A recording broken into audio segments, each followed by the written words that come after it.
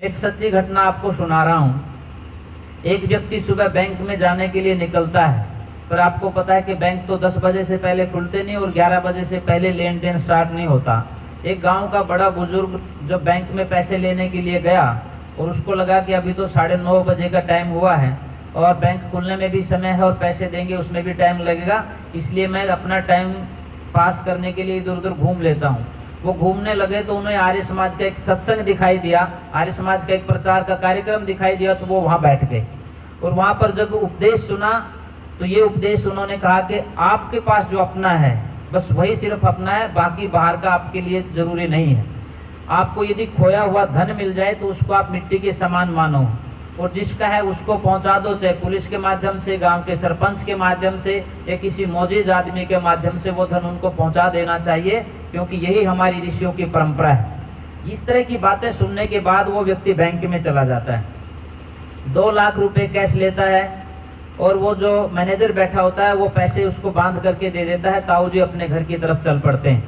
परंतु रात के समय लगभग 5 बजे के समय जब बैंक बंद करने का समय आता है, उस समय ये तालमेल जो है कहीं गड़बड़ हो जाता है कि 10,000 रुपये कम है।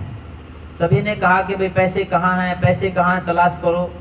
तो 10,000 रुपये कहाँ गए किसी को कोई पता नहीं चला। अगले दिन फिर एक घटना और होती है, वो बुजुर्ग जो है वापिस बैंक में आता है और उसमें भी यही स्थिति थी। 9:30 बजे वहाँ पहुँच गया, परंतु 10 बजे से पहले बैंक को खुलना नहीं था। फिर उसने यही किया कि चलो मैं कहीं ना कहीं टाइम पास करने के लिए इधर उधर घूम करके देखता हूँ। तो एक चुनाव की जनसभा चली हुई थी और उसमें शराब बांटी जा रही थी सबको, इसको भी पैसे दे दो, इसको शराब दे दो, इसको पैसे दे दो, इसको शराब दे दो, जैसे अक्सर चलता है, राजनीतिक पार्टियां करती भी, आपको सबको पता है। तो वो उसका हिस्सा बन करके एक एक चीज को देख रहा था। उसके बाद जब बैंक खुलता है तो वो बैंक में चला जाता है और वहां जाकर के वो 10,000 रुपये मैनेजर को वापस दे देता है और कहता है कि ये मैनेजर साहब गलती से 10,000 रुपये उस 2 लाख के साथ मेरे पास चले गए थे, मैं वापस दे रहा हूँ। तो मैनेजर को बहुत अच्छा लगा। तो मैनेजर ने कहा कि ताऊ जी बैठिए, आपके लिए चाय मंगवाते हैं। और वो चाय मंगवाते हैं। दुकान जो बाहर जैसे खोखा लगाते हैं वहां से एक व्यक्ति आता है और 3 कप चाय लेकर के आता है।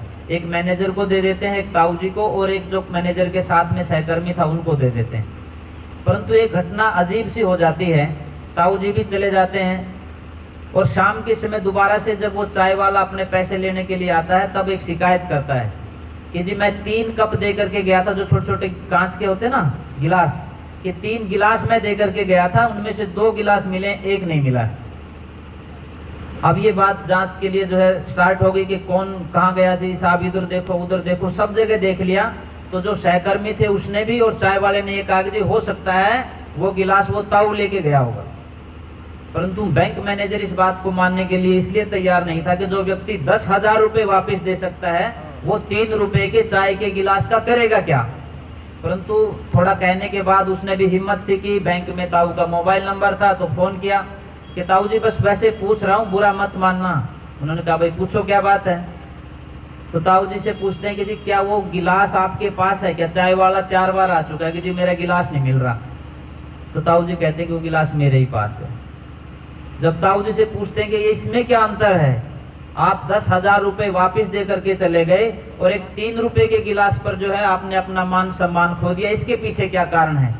तो ताऊ बहुत गंभीर होकर के कहते हैं कि जिस दिन मैं पहली बार आपके पास आया था तो एक सत्संग में गया था और वहाँ सत्संग में ईमानदारी की अहमियत बताई जा रही थी, तो मैं वो 10,000 आपको वापस देने के लिए आ गया। लेकिन जब मैं दूसरी बार आया तो मुझे दारू का महत्व समझाया जा रहा था और मेरा ईमान डिग गया और मैं 3 रुपए के गिलास के ऊपर अपने सम्मान को खो बैठा।